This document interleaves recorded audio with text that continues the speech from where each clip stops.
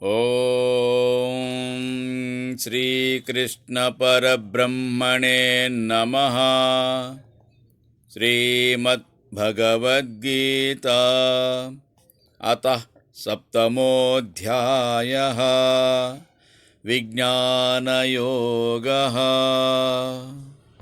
శ్రీమద్ భగవద్గీత 7వ అధ్యాయము 1, 2, 3 శ్లోకములు.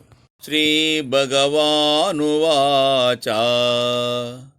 మయ్యాసక్తమనః పార్థ యోగం యుంజన్మదాశ్రయః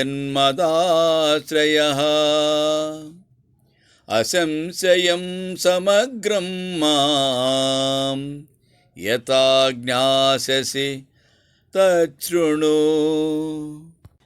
శ్రీకృష్ణ భగవంతుడు ఇట్లనెను, ఓ అర్జున, నాయందే మనస్సు పెట్టి నన్నే గతిగా నమ్ముకొని యోగమునకు ప్రయత్నించవలసిన నీవు నిస్సంశయముగా నా సంపూర్ణ స్వరూపము నెట్లు తెలుసుకొనగలవు చెప్పెదా వినుము.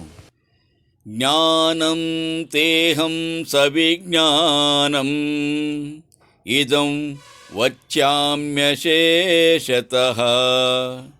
యజ్ఞాత్వా నేహ భూయోన్యత్ జ్ఞాతవ్వమవశిష్యతే.